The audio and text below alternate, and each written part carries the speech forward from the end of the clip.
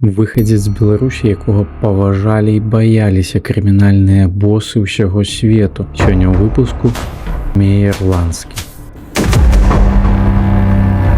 У 1902 годзе ў Гродна нарадзіўся хлопчык. Пагромы, беднасць, галеча вымусілі яго сям'ю бегчы за акіян. У 1911 годзе яны сядаюць на параход Курск у Адэсе. Але Нью-Йорк сустрэў іх не статуяй свабоды, а ніжнім Іст-Сайдам, раёнам, які ў тыя часы назвалі пякельнай кухняй.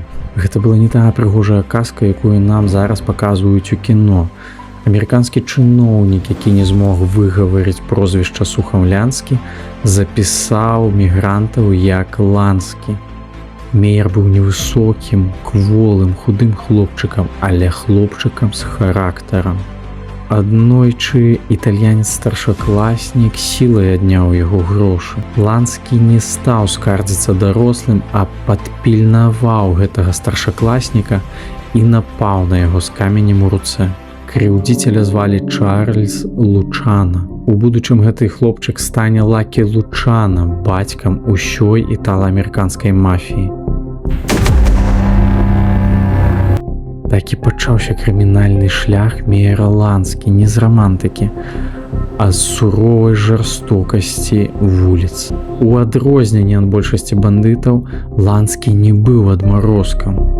Яго быў матэматычны склад розуму, ён ведаў, як зарабляць грошы. У часы сухога закона Меер Ланскі і Чарльз Лучана разбагацелі на бутлегерстве.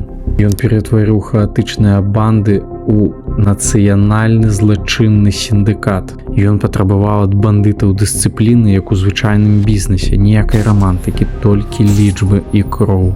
Яго фінансавы стан ацэньвалі ў $300 мільёнаў.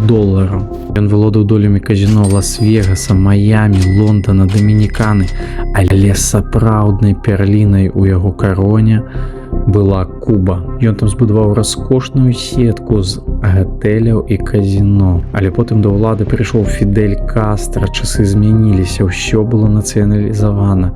Так мафія страціла свой рай.